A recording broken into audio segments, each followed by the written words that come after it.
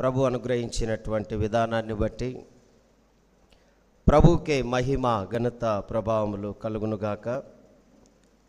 ప్రియులారా, మరి సమయంలో మనమందరమును కూడా కొన్ని నిమిషాలు దేవుని వాక్యాన్ని వినబోతూ ఉన్నాం. లేఖన భాగముల నుంచి సమూయేలు మొదటి గ్రంథము 3వ అధ్యాయము మొదటి 10 వచనాలలో వ్రాయబడినటువంటి లేఖన భాగాన్ని మనం చదువుకొని ఉన్నాం. దానిని కొన్ని నిమిషాలు మనం ధ్యానం చేయబోతున్నాం. నా ప్రియ సహోదరి సహోదరులారా, ప్రభువు మనల్ని ప్రేమించి మరి యొక్క ఆదివార దినాన్ని మనకు అనుగ్రహించి ఇట్టి సన్నిధిలో ప్రభు మనందరినీ కూడా సజీవ లెక్కలో ఆయనను ఆరాధించేటటువంటి కృపా ధన్యత ప్రభు మనకు అనుగ్రహించిన విధానాన్ని బట్టి ప్రభువుకే మహిమ ఘనత ప్రభావములు కలుగునుగాక. ఆమేన్. అదేవిధంగా మరి దేవుని సన్నిధిని ప్రేమించి సమయానికి మరి వచ్చినటువంటి ప్రతి ఒక్కరికి దేవుని సన్నిధిలో ప్రభువుని ఆరాధించే తృష్ణ కలిగిన విధానాన్ని బట్టి మీ అందరికీ కూడా ప్రభు అయిన యేసుక్రీస్తు నామమున మరి యొక్క పర్యాయము మీకు ప్రత్యేకమైన వందనాలు తెలియజేస్తున్నాం. మరి ఈ సమయంలో చదవబడినటువంటి లేఖన భాగములో నుంచి నేటి ధ్యాన అంశం ఏమిటి అనగా, how to recognize God's voice.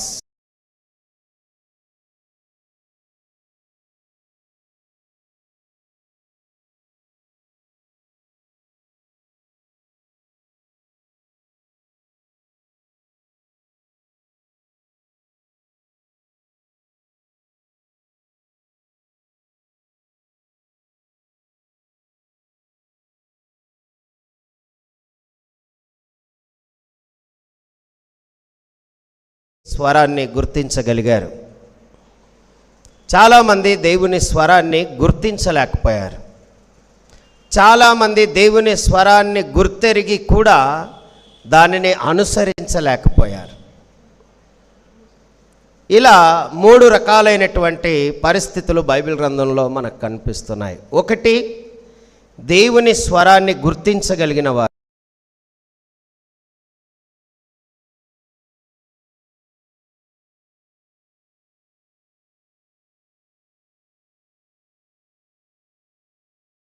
వంటి వారు ఈరోజు దేవుని స్వరాన్ని గుర్తెరిగినటువంటి వారిలో ఎలా గుర్తెరిగారు, గుర్తెరగడానికి గల కారణాలు ఏమిటి, వారు దేవుని స్వరాన్ని రికగ్నైజ్ చేసినప్పుడు వారు దేవుని పట్ల కలిగినటువంటి భయభక్తితో కూడిన జీవితం ఏమిటి, ఈ 3 విషయాలు ఈరోజు నేను మీ మధ్యలో జ్ఞాపకం చేయాలని ఆశపడుతున్నాను. బైబిల్ గ్రంథంలో దేవుని యొక్క స్వరాన్ని విని కూడా విననట్లుగా మరి ముందుకు వెళ్ళినటువంటి మరి చాలామంది బైబిల్ గ్రంథంలో కనిపిస్తారు. కానీ నేను ఒక 4 పేర్లు మీ మధ్యలో చెప్పాలని ఆశపడుతున్నాను. దేవుని స్వరాన్ని విని దానిని వెంబడించినటువంటి వారు. వాళ్ళు ఎవరు అనగా, మొట్టమొదటిగా మనకు కనిపించే వ్యక్తి శాంసన్. ఆయన దేవుని స్వరాన్ని వింటున్నాడు, ముందుకెళ్తున్నాడు, మళ్ళీ దాన్ని తిరస్కరిస్తున్నాడు, తన జీవితంలో పాపానికి గురి అవుతూ ఉన్నాడు. రెండవది ఆకాను. ఈరోజు మరి మూడవ వ్యక్తి యూదా. ప్రభువా నేనా? ఎస్. 4వ వ్యక్తిని మనం చూస్తున్నప్పుడు ఏలియా కుమారులు అనేటటువంటి విషయం దేవుని వాక్యంలో మనం చూస్తున్నాం. ఎవరు? ఏలీ కుమారులు. వారు ఇక్కడ మనకు కనిపిస్తారు ఈ మొదటి సమూయేలు గ్రంథంలో. మరి దేవుని స్వరాన్ని విన్నటువంటి వారు, దాన్ని వెంబడించినటువంటి వారు కూడా చాలామంది బైబిల్ గ్రంథంలో మనకు కనిపిస్తారు. విననటువంటి వారి పేర్లు మనం విన్నాం. విని కూడా దాన్ని పాటించక విననట్లుగా బ్రతికినటువంటి బ్రతుకులు అవన్నీ కూడా. రెండవ సందర్భాన్ని మనం చూస్తే రెండవ సందర్భాన్ని మనం చూస్తే, మొదటిగా దేవుని స్వరాన్ని విని దేవుని మాట చొప్పున ముందుకు వెళ్ళినటువంటి వారిలో ఎస్తేరు గారు మనకు కనిపిస్తారు. కేవలము దేవుని మీద ఆధారపడినటువంటి వ్యక్తిగా బైబిల్ గ్రంథంలో మనకు ఎస్తేరు కనిపిస్తుంది. రెండవది దావీదు గారు మనకు కనిపిస్తారు. దావీదుతో దేవుడు మాట్లాడాడు నాతాను ప్రవక్త ద్వారా, ఆ మనుష్యుడవు నీవే. ఈరోజు చాలా పర్యాయాలు మన జీవితాల్లో దేవుని స్వరము అనేటటువంటిది ఏ విధంగా కూడా ఉండబోతుందో మనం నేర్చుకుంటాం. మూడవది, బైబిల్ గ్రంథంలో రూతు కూడా మనకు కనిపిస్తుంది.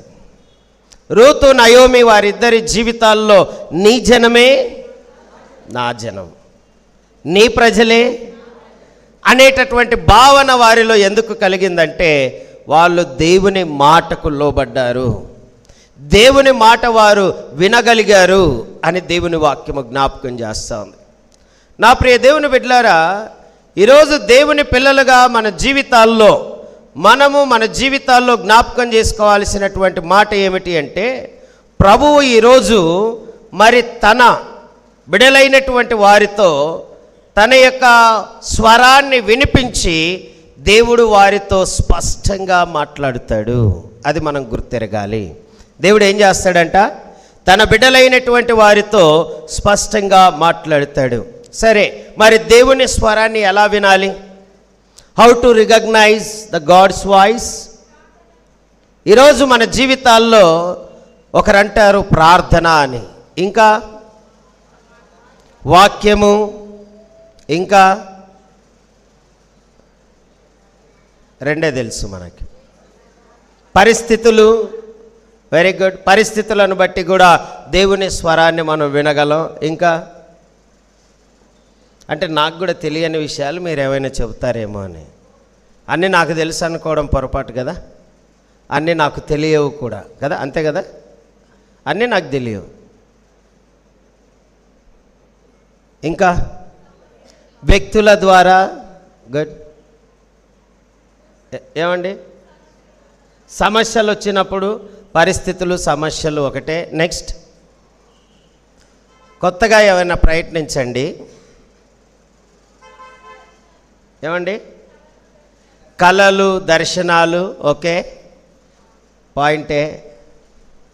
ఇంకా అంటే దేవుని స్వరాన్ని ఎలా మనం గుర్తించాలి? హౌ టు రికగ్నైజ్, ఎలా దాన్ని గుర్తించాలి? దేవుని స్వరం ఎప్పుడైనా మీకు వినబడ్డదా? ఎంతమంది దేవుని స్వరాన్ని విన్నారు? కాన్ఫిడెంట్, ఓకే, వాగ్దాన రూపం. ఇంకా మీరు ఆన్సర్స్లోనే ఉన్నారు. ఓకే, నేను అది దాటేశాను. ఇంకా ఎంతమంది దేవుని స్వరాన్ని విన్నారు? 1 2 3, మెల్లగా ఓట్లు పడేటట్లున్నాయి, చాలా స్లోగా ఉంది. అందరూ చేతులు ఎత్తండి ఒకసారి. అందరు ఒకసారి చేతులు ఎత్తండి. అందరము దేవుని స్వరాన్ని వింటున్నాము. ఆమేన్. ఎలా? మీరే చెప్పారు కదా, ప్రార్థన అన్నారు, వాక్యం అన్నారు, పరిస్థితులు అన్నారు, వాగ్దానాలు అన్నారు, లేకపోతే ఇంకా దర్శనాలు, కళలు అన్నారు. ఇన్ని విషయాలు చెప్పారు. ఇందులో ఎక్కడ కూడా మీరు దేవుని మాటను వినలేదా? ప్రతి ఆదివారం దేవుని స్వరాన్ని వింటూనే ఉన్నారు. ఆమేన్. ప్రతి ఆదివారము దేవుని స్వరాన్ని వింటూనే ఉన్నాం. వింటున్నారు కాదు, వింటున్నాము. ఈరోజు దేవుడు మనతో మాట్లాడుతున్నాడు. ఆదికాండములో కానీ, యోహాను సువార్త 1వ అధ్యాయం 1వ వచనములో కానీ ఆ వాక్యము ఏమై ఉండెనట? దేవుడై ఉండెను. ఆ దేవుడు నిరంతరము మనము తన వాక్యము ద్వారా మనతో మాట్లాడుతూనే ఉన్నాడు. నిరంతరము ఉదయకాల వేళ, సాయంకాల వేళ ఏదేను వనము లాంటి మందిరాన్ని దేవుడు మనకిచ్చాడు. ఉదయాన్నే లేస్తే 5 గంటలకు ఆరాధించవచ్చు, సాయంత్రం కాగానే 7 గంటలకు దేవుణ్ణి ఆరాధించవచ్చు. అది స్వేచ్ఛాపూరితమైనటువంటి సమయాన్ని యెరూషలేము సంఘానికి దేవుడు ఇచ్చాడు. నా ప్రియ దేవుని బిడ్డలారా, ఈరోజు దేవుని పిల్లలుగా మన జీవితాల్లో మనం గుర్తెరగాల్సినటువంటి మాట ఏమిటి అంటే, మన జీవితాల్లో ఒకవేళ నేడైతే మన మధ్యలో వాక్యం ఉన్నది, కానీ చదవబడినటువంటి లేఖన భాగములో ఆ దినమున వారికి వాక్యము లేదు. కేవలము 10 ఆజ్ఞలు మాత్రమే ఉన్నాయి. ఏది మాట్లాడాలన్నా దేవుడే నేరుగా వారితో మాట్లాడేవాడు. దేవుడే నేరుగా వారితో మాట్లాడేవాడు. అది గుర్తుపెట్టుకోవాలి. బైబిల్ గ్రంథంలో దేవుడు సమూయేలుతో మాట్లాడుతూ ఉన్నాడు. ఈరోజు మన జీవితాల్లో గుర్తుపెట్టుకోవాల్సిన మాట ఏంటంటే, దేవుడు మనతో మాట్లాడడానికి మనకు కావలసినటువంటి ఒక క్వాలిటీ ఏంటి అంటే, ఇంగ్లీష్లో 2 పదాలు ఉన్నాయి. ఎబిలిటీ కాదు కావాల్సింది, అవైలబిలిటీ అనేటటువంటి మాట. దేవుని స్వరాన్ని వినడానికి మన జీవితాల్లో మనకు కావాల్సింది ఏంటంట? అవైలబిలిటీ. దేవునికి మహిమ కలుగును గాక. దేవునికి మీరు మీ సమయాన్ని వెచ్చించినప్పుడు, మీ సమయాన్ని దేవుని సన్నిధిలో మీరు గడిపినప్పుడు దేవుడు మనతో మాట్లాడుతాడు. ఎబిలిటీని బట్టి కాదు. నేను ఇలా అలా, నేను పాస్టర్ని, లేకపోతే నేను సంఘానికి పెద్దని, దాని ద్వారా దేవుడు మాట్లాడాడు. ఎవరైతే దేవునికి సమీపముగా ఉంటారో, దేవుని మాటలు వినాలని ఆశపడతారో వారితో దేవుడు మాట్లాడుతాడు. నా ప్రియ దేవుని బిడ్డలారా, ఈరోజు దేవుని పిల్లలుగా మన జీవితాల్లో దేవుని స్వరము వినడానికి ఏలీ గారు గొప్ప దైవజనుడు. ఏలీ గారి కుమారులు దైవజనుని కుమారులు. ఈరోజు వాస్తవికంగా ఏమిడైనా తెలుసా మీకు? ఏమండి, కొంచెం తెలిస్తే చెప్పండి. Yeah, very good. Old pastors day, right? అంతే కదా. ప్రపంచ సేవకుల దినోత్సవం. అయితే దాని గురించి వాస్తవికంగా మాట్లాడాలి నేను.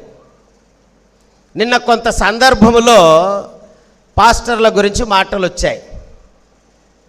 నాకు అనిపించింది ఇంకా పాస్టర్ల గురించి మాట్లాడకపోతేనే బాగుంటుందని టాపికే మార్చేసుకున్నా నేను. పాస్టర్ల గురించి మాట్లాడకపోతేనే, పాస్టర్ల కొడుకుల గురించి మాట్లాడకపోతేనే బాగుంటుందని నా అంశాన్ని నేను బంద్ చేశాను.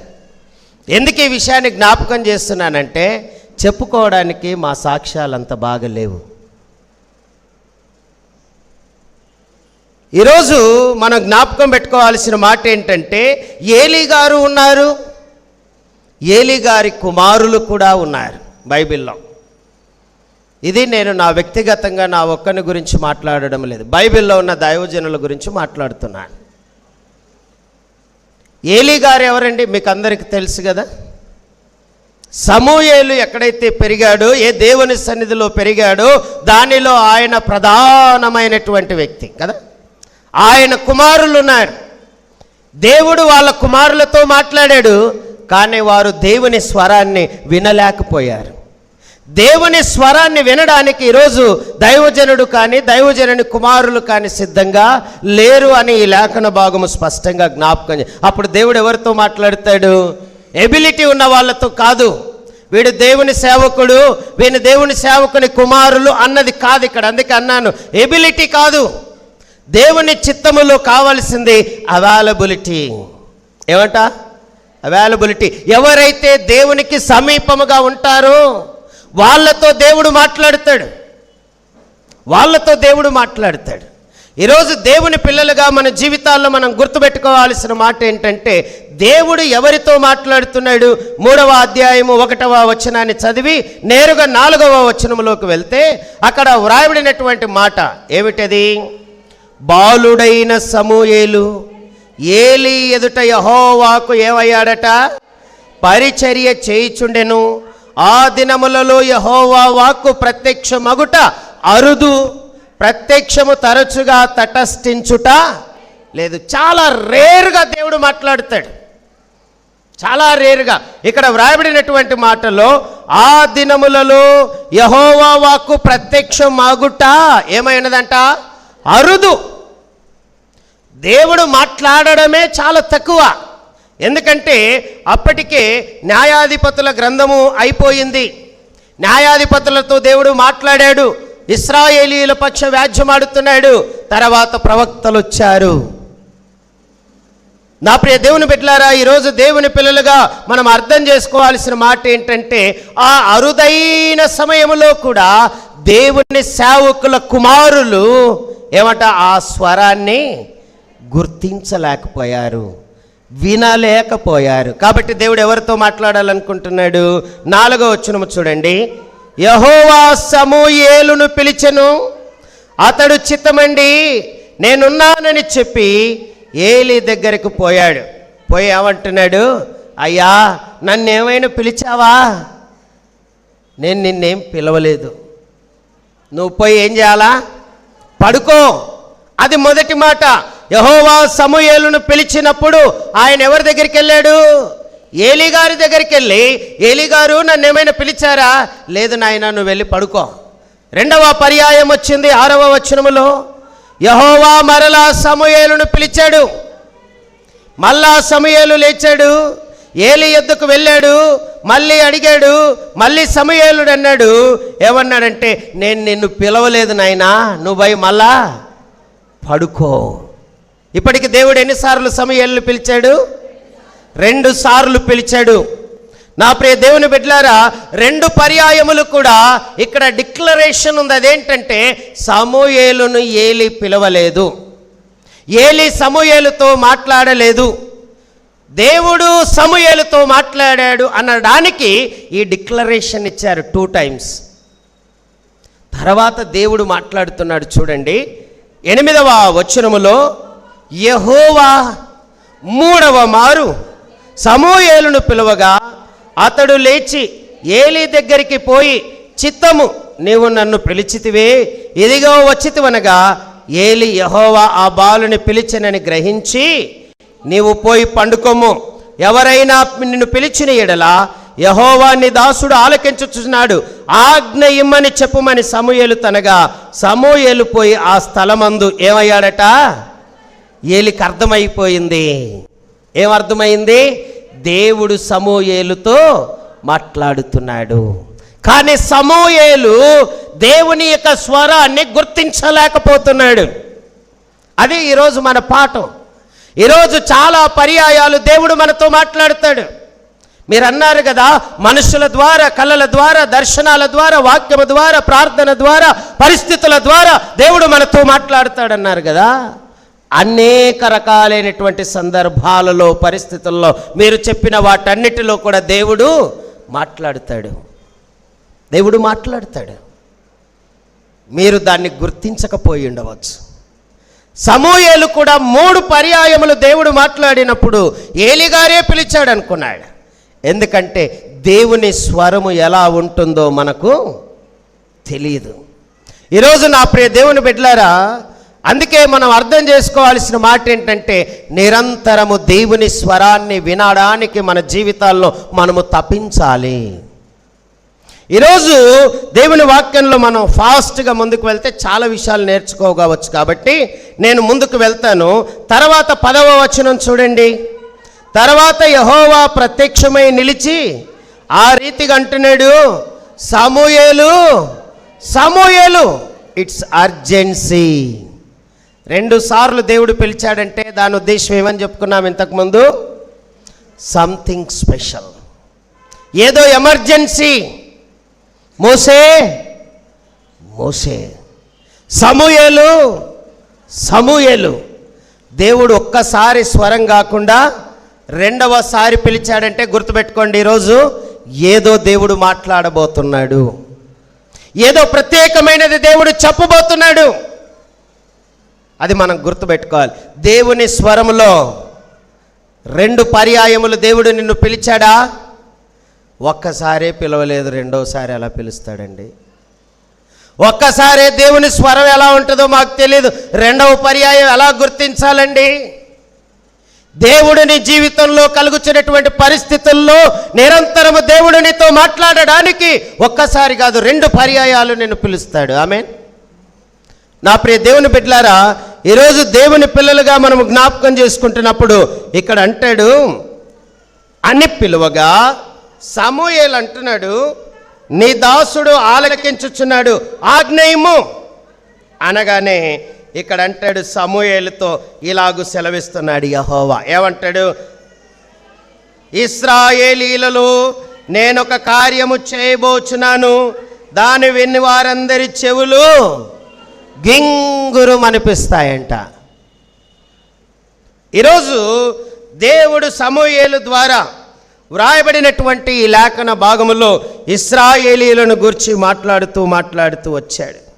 మాట్లాడుతూ వస్తూ ఉన్నటువంటి సందర్భములో దేవుని వాక్యములో మనం జ్ఞాపకం చేసుకుంటూ ఉన్నప్పుడు రకరకాలైనటువంటి విషయాలు మరి సమూయేలుతో దేవుడు మాట్లాడుతూ ఉన్న సందర్భంలో మరి ఏలీ గారితో దేవుడు చెప్పవలసినటువంటి విషయాలన్నీ కూడా సమూయేలు గారి ద్వారా చెప్పించాడు. ఇంకా ఎక్కువగా మనం లాగకుండా ఒకవేళ ఈ సందర్భాన్ని మనం జ్ఞాపకం చేసుకున్నట్లయితే దేవుని వాక్యము జ్ఞాపకం చేస్తూ ఉంది. చూడండి 13-14 వచనాలు చదవండి. తన కుమారులు తమ్మును తాము శాపగ్రస్తులుగా చేసుకొనుచున్నారని తానెరిగియు వారిని అడ్డగించలేదు గనక అతని ఇంటికి నిత్యమైన శిక్ష విధింతునని నేను అతనికి తెలియజేయుచున్నాను. ఎవరి గురించి మాట్లాడుతున్నాడు దేవుడు? ఏలీ గారి గురించి మాట్లాడుతున్నాడు. ఏలీ గారి గురించే మాట్లాడుతున్నాడా? ఇంకేమైనా మాట్లాడుతున్నాడా? ఏలీ గారి కుమారుల గురించి మాట్లాడుతున్నాడు. దేవుని వాక్యములో వారిని గూర్చి దేవుని మాట్లాడే మాటల్లో వారి జీవితాల్లో వారు దోషానికి శాపగ్రస్తమైనటువంటి జీవితానికి వారు వెళ్ళబోతున్నారు అనే సత్యాన్ని జ్ఞాపకం చేస్తూ వస్తున్నప్పుడు మనకు ఎక్కువ సమయం లేదు కాబట్టి 20వ వచనాన్ని చూద్దాం.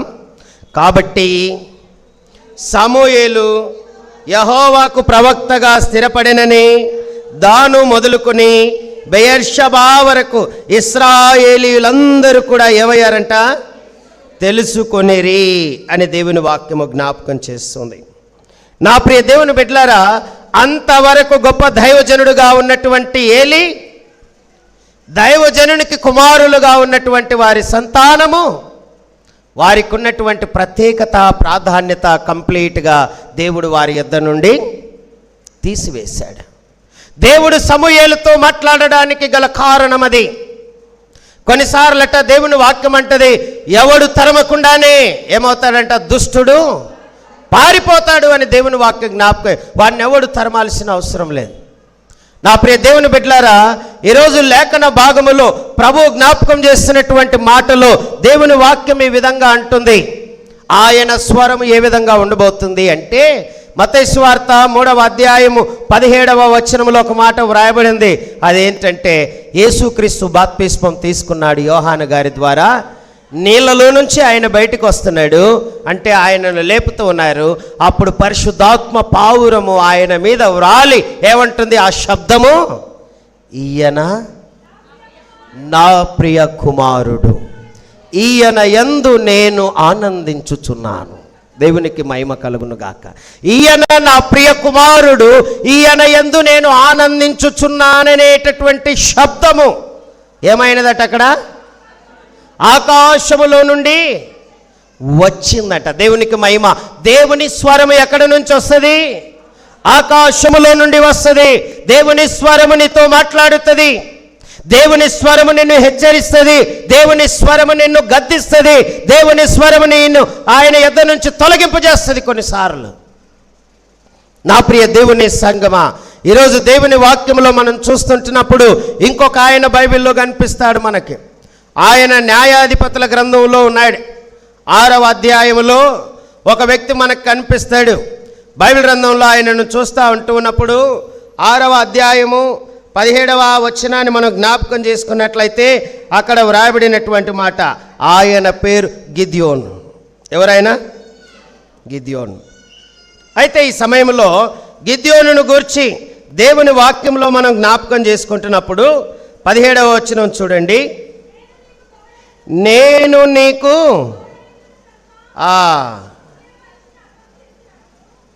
6వ అధ్యాయం 17వ వచనము, అందుకతడు నా ఎడల నీకు కటాక్షము కలిగిన ఎడల నాతో మాటలాడుచున్నవాడవు నీవే అని నేను తెలుసుకొనున్నట్లు ఒక సూచన కనపరచుము అన్నాడు. ఏమంటది? మాట్లాడుచున్నది ఎవరు? నీవే. మాట్లాడుచున్న దేవుడు జీవము కలిగిన దేవుడైతే నీవు నాకు సూచన కనపరచాలి. అంటే ఏదో ఒకటి చూపిస్తే తప్ప నీవు దేవుని స్వరాన్ని గుర్తెరగవా? ఏదో ఒకటి చూపిస్తే తప్ప దేవుని స్వరాన్ని నీవు అర్థం చేసుకోలేవా? ఈరోజు గిద్యోను తన జీవితంలో ఇక్కడ వ్రాయబడినటువంటి లేఖన భాగములో 17వ వచనము నుంచి 22 వచనాల వరకు మనం గమనిస్తూ ఉన్నప్పుడు దేవుని స్వరము వినబడింది, కానీ 3 సార్లు ఆయన సూచన నిమ్మని అడుగుతూ ఉన్నాడు. ఏమని అడుగుతున్నాడు? 3 సార్లు ఆయన సూచన నిమ్మని అడుగుతూ ఉన్నాడు. ఈ లేఖన భాగంలో ఈ స్టోరీ చాలా బాగుంటుందండి. 17 నుంచి 22 వరకు ఫాస్ట్గా చదువుతూ వెళ్దాం. మైక్ ఉంటే వీడియోలో బాగా వస్తుంది, లేకపోతే కొంచెం కష్టం. 17 నుంచి 18, నేను నీ యొద్దకు వచ్చి నా అర్పణమును బయటకు తెచ్చి నీ సన్నిధి దాన్ని పెట్టు వరకు ఇక్కడ నుండి వెళ్ళకుమే అని వేడుకొనగా ఆయన నీవు తిరిగి వచ్చు వరకు నేను ఉండేదను అన్నాడు.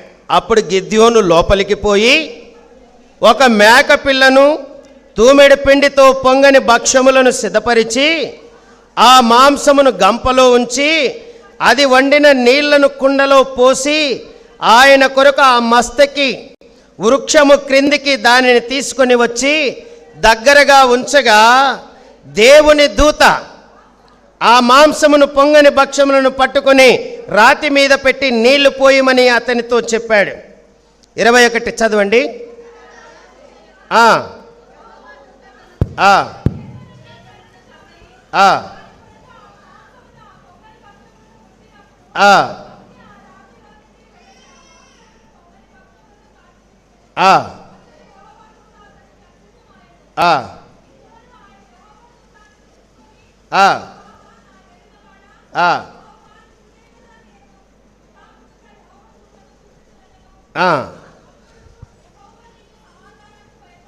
ఆ ఆ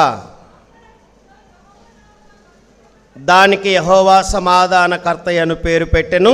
నేటి వరకు అది ఎజ్రేయిల ఓఫ్రాలో ఉన్నది అని దేవుని వాక్యము జ్ఞాపకం చేస్తూ ఉంది. ఇది మనందరికి అర్థమైంది. ఆయన ఒక మేక పిల్లని తీసుకొని వచ్చాడు. తూమెడి పుండితో పొంగని భక్ష్యములను సిద్ధపరిచి మాంసమును గంపలో ఉంచి అది వండిన నీళ్లను కుండలో పోసి ఆయన కొరకు ఆ మస్తకి వృక్షము క్రిందికి దానిని తీసుకొని వచ్చి దగ్గరగా ఉంచాడు. దేవుని దూత ఆ మాంసమును పొంగని భక్ష్యములను పట్టుకొని రాతి మీద పొట్టి నీళ్లు పోయమని అతనితో చెప్పింది. అతడు అలాగు చేయగా యెహోవా దూత తన చేతనున్న కర్రను చాపి దాని కొనత ఆ మాంసమును పొంగని భక్ష్యములను ముట్టినప్పుడు అగ్ని ఆ రాతిలో నుండి వెడలి మాంసమును పొంగని భక్ష్యాలను ఏం చేసిందంట? కాల్చివేసింది. ఇక్కడ ఆయన మొదటి టెస్ట్ చేశాడు. నీవేనా నాతో మాట్లాడుతుంది?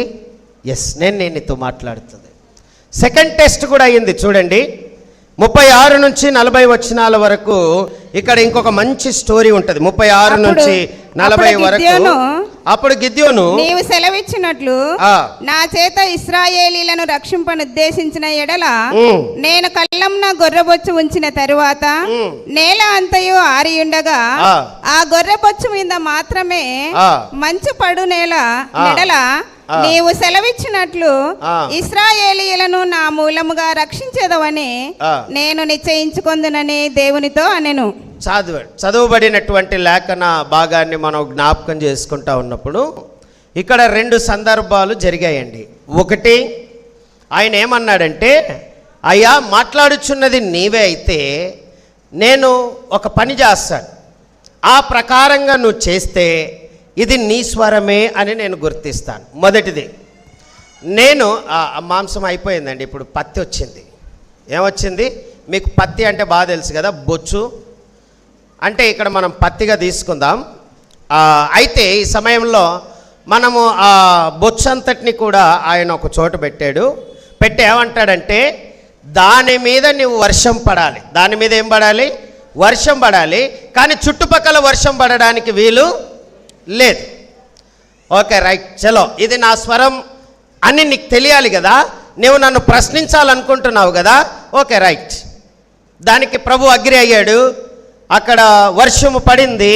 ఆ బొచ్చు మాత్రమే తడిసింది, మిగతంతా ఆరిన నేలగా ఉంది. వెళ్ళాడు, చూశాడు, దాన్ని పట్టుకున్నాడు, పిండితే నీళ్ళు వస్తున్నాయి. ఆ బొచ్చును పట్టుకుంటే మనం ఆ పత్తి అనుకోండి, దాన్ని పట్టుకొని పిండితే ఏమొస్తున్నాయి? నీళ్ళు వస్తున్నాయి. మళ్ళీ అడిగాడు, ప్రభువా ఇప్పుడైతేనేమో దాని మీదనే, ఎందుకంటే అది ఆ చల్లదనాన్ని తీసుకొని ఒకవేళ పచ్చిగా అయి ఉండొచ్చు కదా, ఎందుకంటే పక్క నేలంతా కూడా త్వరగా ఆరిపోయి ఉండొచ్చు కదా. కాబట్టి ఇది ఇలా కాదు, అది మాత్రం పొడిగా ఉండాలి, మిగతంతా తడిసిపోవాలి. రెండవ ఆప్షన్ ఈ 36 నుంచి 40 వచనాల్లోనే ఆ మాటలు ఉంటాయి. ఏమంటాడు రెండవ మాట? మొదటిది మీకు అర్థమైంది కదా, అంతా ఒట్టిగా ఉండాలి, ఆ పత్తి మాత్రమే పచ్చి అవ్వాలి. అక్కడ డౌట్ వచ్చింది, కాదు కాదు కాదు, ఇప్పుడు ఇది మాత్రమే ఒట్టిగా ఉండాలి, చుట్టూ అంతా పచ్చిగా అయిపోవాలి, అంటే నీళ్ళతో నింపబడాలి. Okay, right. సెకండ్ టెస్ట్ కూడా ఓకే, ఆల్రెడీ ఇది థర్డ్ టెస్ట్ వాస్తవికంగా. అప్పుడు మళ్ళీ వెళ్ళాడు, ఆ పత్తి పట్టుకున్నాడు, ఆ బొచ్చు పట్టుకున్నాడు మన భాషలో, దాన్ని పట్టుకొని పిండితే నీళ్లు రావట్లా, అది చాలా పొడి పొడిగా ఉంది. పక్కలంతా కూడా ఏమున్నాయి? నీళ్లున్నాయి.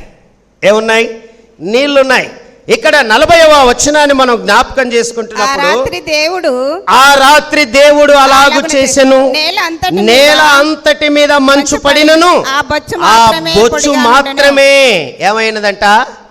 పొడిగా ఉండెను. నా ప్రియ దేవుని బిడ్డలారా, ఈ సమయంలో దేవుడు గిద్యోనుతో మాట్లాడుతున్నటువంటి దానిలో 3 రకాలైనటువంటి పరీక్షలు. సమూయేలుతో దేవుడు మాట్లాడుతున్నప్పుడు 3 పర్యాయాలు దేవుడు పిలిచాడు. 4వ పర్యాయము సమూయేలు దేవుని స్వరాన్ని గుర్తించగలిగాడు. 3 పర్యాయాలు దేవునికి పరీక్ష పెట్టిన గిద్యోను 4వ పర్యాయము దేవునికి మహిమకరంగా దేవుని యొక్క మాటకు లోబడి తన పనిని ముందుకు కొనసాగింపజేశాడు.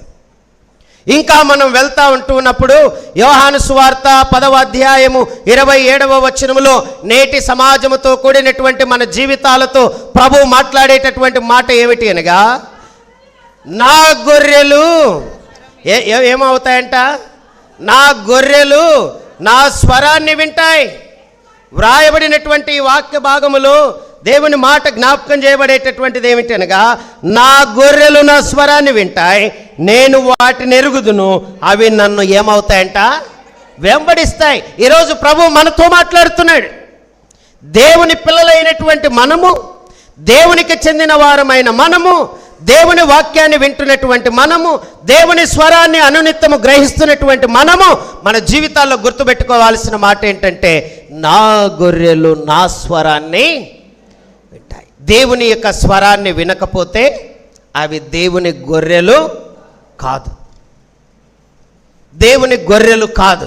ఈరోజు మన జీవితాల్లో మనం గుర్తుపెట్టుకోవాల్సిన మాట ఏంటంటే, నీవు దేవుని బిడ్డవైతే నీ జీవితంలో నువ్వు గుర్తుపెట్టుకోవాలి. ఇందాకన్నారు కదా, దేవుడు మనతో ఎలా మాట్లాడతాడంట?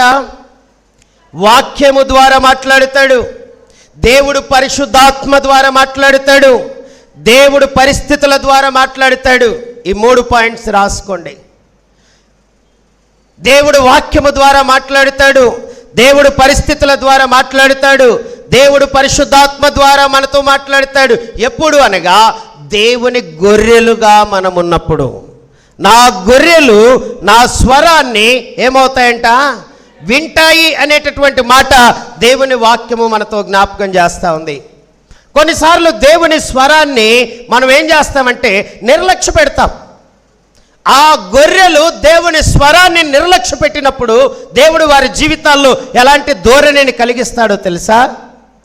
బైబిల్ గ్రంథంలో జకరియా అని ఒక వ్యక్తి కనిపిస్తూ ఉన్నాడు. ఎవరైనా? జకరియా. ఎవరైనా? ఎక్కడుంటాడు జకరియా? ఎక్కడండి? ఏమో అంటున్నారు, పొట్టిగా ఉంటాడా?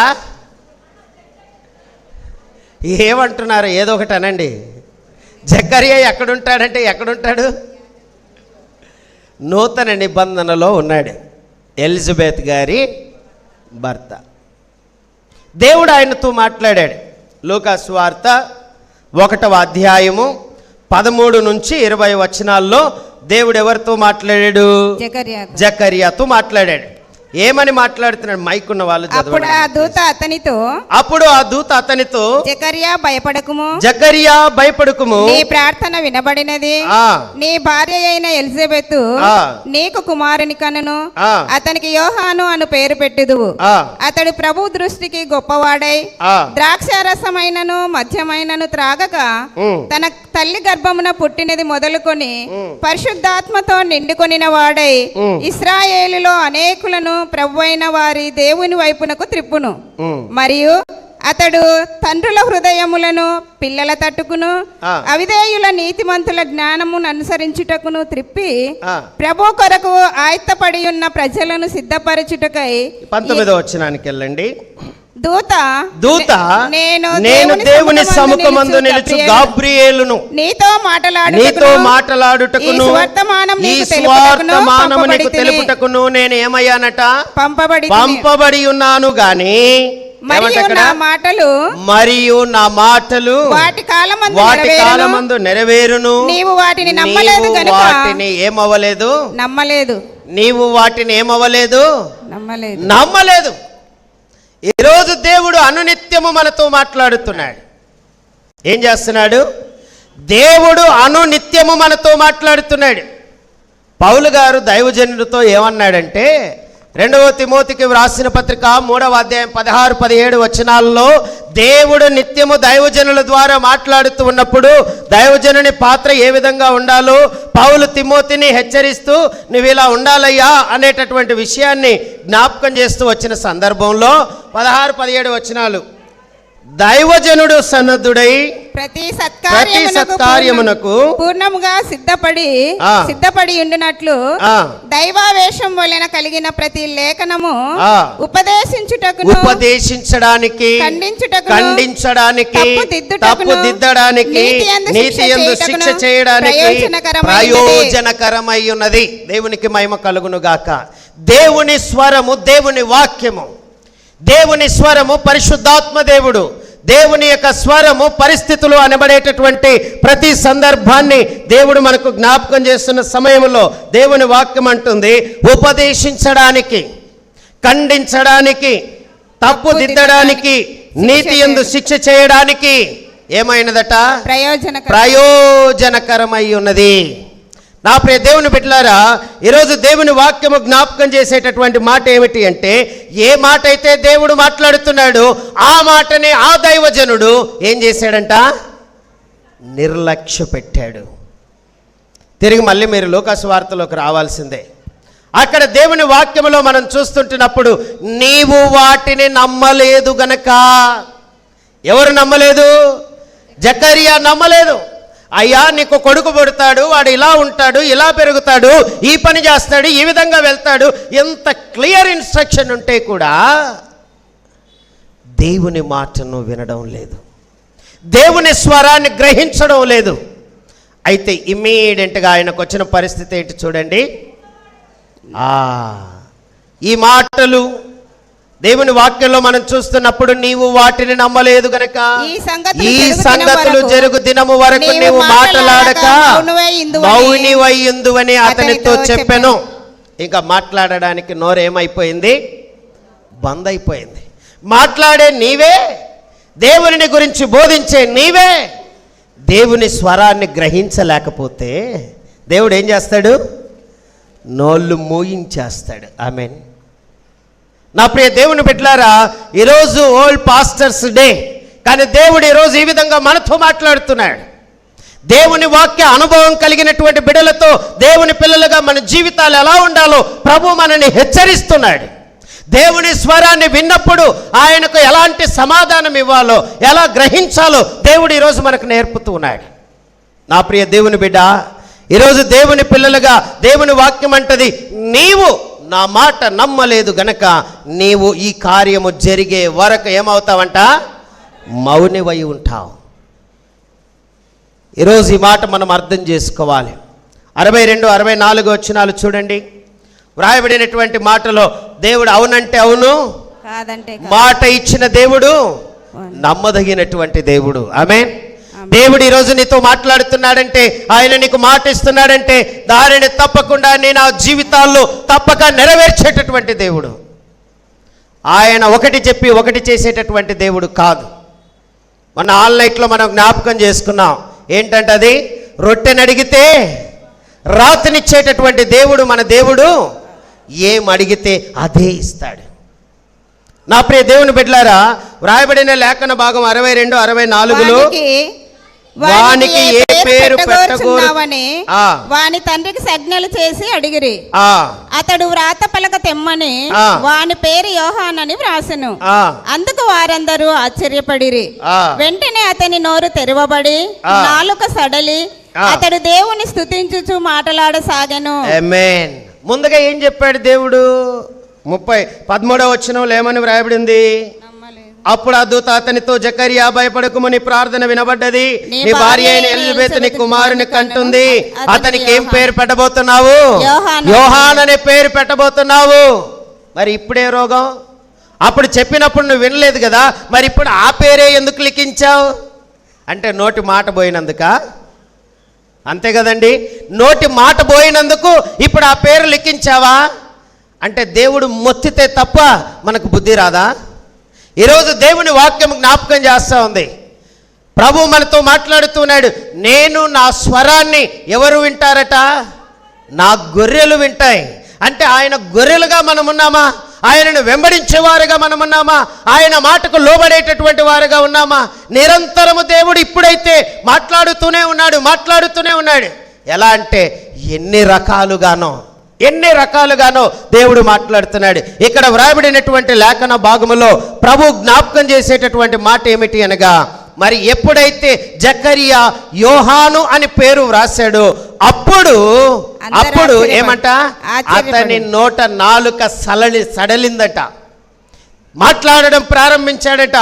ఈ మాటలు మనం చదువుతా ఉన్నప్పుడు చాలా ఆశ్చర్యం వేస్తూ ఉంటుంది. నా ప్రియ దేవుని బిడ్డలారా, వెంటనే అతని నోరు తెరవబడి నాలుక సడలి అతని దేవుని స్తుతించుచు ఏమయ్యాడంట? మాటలాడసాగెను. అందును బట్టి వారి చుట్టుపట్ల కాపురమున్న వారందరూ భయము కలిగెను. ఆ సంగతులన్నీ యూదయ కొండ సీమల యందంతటా ప్రచురమాయెను. ప్రభు హస్తం అతనికి తోడై ఉండెను గనుక ఆ సంగతులను గురించి వినిన వారందరూ ఈ బిడ్డ ఎలాంటి వాడగునో అని వాటిని మనసులో ఉంచుకున్నారు. నా ప్రియ దేవుని బిడ్డలారా, ఈరోజు దేవుని పిల్లలుగా మన జీవితాల్లో మనం గుర్తుపెట్టుకోవాల్సిన మాట ఏమిటంటే, ప్రభు మనతో మాట్లాడుతూ ఉన్నాడు. ఈరోజు తన స్వరము నిరంతరము మనతో మాట్లాడుతూ ఉంది. కాబట్టి దేవుని పిల్లలుగా మన జీవితాల్లో మనము జ్ఞాపకం చేసుకోవాల్సినటువంటి మాట ఏమిటి అంటే, దేవుడు ఒకవేళ మరి తనను తానుగా జీవుల ద్వారా కానీ, సృష్టి ద్వారా కానీ, లేకపోతే ఇంకొక ద్వారా రుజువు చేసుకోవాలనుకుంటే ఈరోజు మానవునితో దేవుడు మాట్లాడాల్సినటువంటి అవసరము లేదు. ఒకవేళ అలా రుజువు చేసుకుంటే ఆయన దేవుడు కాదు. ఎందుకంటే దేవుని కంటే కొంచెము తక్కువగా చేయబడిన వారు ఎవరైనా ఉన్నారు అంటే మొట్టమొదటిగా అది మనమే. రెండవది, దేవుని ఆత్మ మనలో నివసించుచు ఉన్నది. దేనిలో కూడా దేవుని ఆత్మ నివసించడము, దేవుడు జీవవాయువును ఊదగా నరుడు ఏమయ్యాడట? జీవాత్మ ఆయను అని దేవుని వాక్యము జ్ఞాపకం చేస్తూ ఉంది. నా ప్రియ దేవుని సంగమా, ఈరోజు ప్రభు మనతో మాట్లాడుతూ ఉన్నాడు. దేవుని స్వరాన్ని నువ్వు ఎలా గుర్తించాలి?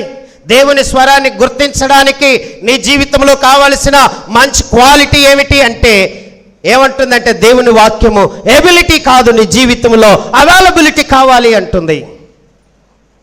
How to recognize God's voice అనేటటువంటి మాటలో ఎలా మనం రికగ్నైజ్ చేయాలి అంటే దేవునికి సమీపముగా ఉండాలి. ఆమేన్. దేవునికి అవైలబుల్గా మన జీవితాలు ఉండాలి. దేవా నాతో మాట్లాడు ప్రభువా అనేటటువంటి ఆశతో తేరి చూచుచు కనిపెట్టుచు ఉన్నటువంటి వారమై ఉండాలి. అందుకే ప్రభు అంటాడు, నా గొర్రెలు నా స్వరాన్ని వింటాయి. ఈరోజు దేవుని పిల్లలుగా మన జీవితాల్లో మనం ఎప్పుడైనా దేవుని స్వరాన్ని విన్నామా? దేవుని స్వరాన్ని మనం గుర్తించగలిగామా? దేవుని స్వరాన్ని వినడానికి ఎప్పుడైనా తాపత్రయపడ్డామా? దేవుని స్వరాన్ని మరి దేవుని వాక్యంలో సాంసోను వలె, ఆకాను వలె, యూదా వలె, ఏలి కుమారుల వలె దేవుని స్వరాన్ని వింటూ, మన భాష ఎట్లా ఉందంటే బాడీ ప్రెజెంట్ మైండ్ ఆబ్సెంట్ అట్లుగా మన జీవితాల్లో ఒక చెవిలో వింటున్నాం, ఇంకొక చెవిలో వదిలేస్తున్నాం. అంతే. దేవుని స్వరాన్ని వినే ఆశ కలిగినప్పుడు, దేవుని స్వరాన్ని అర్థం చేసుకోగలిగినప్పుడు మన జీవితాల్లో దేవుడు నూతన కార్యాలు చేస్తాడు. నేను ఇశ్రాయేలీలకు చేయబో దానిని నీ ఎదుట నేను దాచెదనా అంటాడు. ఈరోజు దేవుని పిల్లలుగా మన జీవితాల్లో జ్ఞాపకం పెట్టుకోవాలి. అది మంచిదైనను సరే, చెడ్డదైనను సరే, దేవుడు నీతో మాట్లాడాలనుకున్నప్పుడు నీవు దానిని యాక్సెప్ట్ చేయాల్సిందే. ఈరోజు ప్రభు మనల్ని జ్ఞాపకం చేస్తున్నాడు. నేను నీతో మాట్లాడుతున్నాను. నా ప్రియ దేవుని బిడ్డలారా, మరి తల్లుంచి ప్రార్థన చేసుకుందాం. ప్రభు మనతో జ్ఞాపకం చేస్తున్నాడు. నా ప్రియ సహోదరి సహోదరులారా, నీ స్వరము వినిపించు ప్రభువా, నీ దాసుడు ఆలాకించును అనేటటువంటి పాటలో ఒకవేళ నీవు దేవుని స్వరాన్ని వినగలిగితే, ఆయన వాక్యాన్ని నిత్యం వింటున్నావు, ఆ వాక్యము ద్వారా నిత్యము నీ హృదయంలో భద్రపరచబడుతున్నావు. దేవుడు నిరంతరం నీతో మాట్లాడుతున్నాడు. ఈరోజు ఈ వాక్యాన్ని వింటున్నటువంటి ప్రతి ఒక్కరూ తలలు వంచండి. దేవుని పిల్లలుగా ప్రభు సన్నిధిలో మనమందరము జ్ఞాపకం చేసుకుందాం. ప్రభు మనతో మాట్లాడాలనుకుంటున్నాడు. మనం ఈ సమయంలో పాట పాడుతాం. నాతో మాట్లాడు స్పష్టముగా ప్రభువా, నీ స్వరము నా కొరకే. నాతో మాట్లాడు స్పష్టముగా ప్రభువా, నీ స్వరము నా కొరకే. నీతో మనుషులతో సరిచేసుకొందు నీ దివ్య వాక్యము ద్వారా. నీతో మనుషులతో సరిచేసుకొందు నీ దివ్య వాక్యము ద్వారా. నీ దివ్య వాక్యము ద్వారా నీ స్వరము వినిపించు ప్రభువా, నీ దాసుడాలకించు. నీ స్వరము వినిపించు ప్రభువా, నీ దాసుడాలకించు. నేర్చుకున్నాను నా శ్రమల ద్వారా నీ వాక్యమును ఎంతో. నన్నుంచుము ప్రభువా నీ విశ్వాసతలు, నీ యందు నిలచునట్లు. నేర్చుకున్నాను నా శ్రమల ద్వారా నీ వాక్యమును ఎంతో. నన్నుంచుము ప్రభువా నీ విశ్వాసతలో, నీ యందు నిలచునట్లు.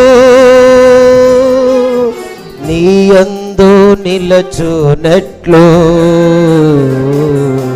నీ స్వరము వినిపించు ప్రభువా, నీ దాసు. నా ప్రియ సహోదరి సహోదరులారా, ప్రభు మనల్ని ప్రేమించి తన కృపలో జ్ఞాపకం చేసుకున్న విధానములో ప్రభు మనతో మాట్లాడుతున్నాడు. నిరంతరము దర్శనముల ద్వారా, కళల ద్వారా, వాక్యము ద్వారా, ప్రవక్తల ద్వారా, ప్రవచనముల ద్వారా, పరిస్థితుల ద్వారా సమూయేలుతో మాట్లాడిన దేవుడు, గిద్యోనుతో మాట్లాడిన దేవుడు, జకర్యాతో మాట్లాడిన దేవుడు ఈరోజు నీతో నాతో మాట్లాడుతున్నాడు.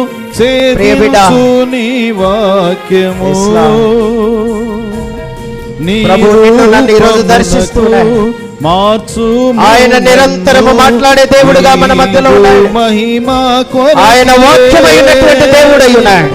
నా హృదయములోని ఎవరైనా ఆయన స్వరాన్ని విని దాన్ని వెంబడించకపోతే దేవుడు మన నోళ్ళు మూయించి వేస్తాడు. దేవుడు మనల్ని శిక్షించి వేస్తాడు. శాపగ్రస్తమైన జనముగా దేవుడు ఎన్నిక చేస్తాడు. నీదు మహిమ కొరకే వినిపించు ప్రభువా, నిలము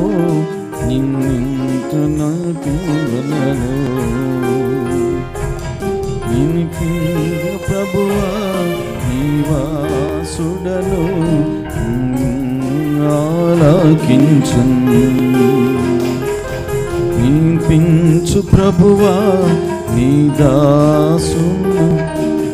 దాసుడాలకించు. నీ వాక్యము చదివి నీ స్వరము వినుచు నేను సరి చేసుకొందు. నీ మార్గములో నడుచునట్లుగా నేర్పించుము ఎల్లప్పుడూ. నీ వాక్యము చదివి నీ స్వరము వినుచు నేను సరి చేసుకొందు. నీ మార్గములో నడుచునట్లుగా నేర్పించుము ఎల్లప్పుడూ. నేర్పించుము ఎల్లప్పుడూ. నీ స్వరం అందరూ కలిసి దేవా నీవు నాతో మాట్లాడయ్యా. నీ దాసుడా నిరంతరము మాట్లాడుచున్నా నేను గ్రహించలేకపోతున్నాను.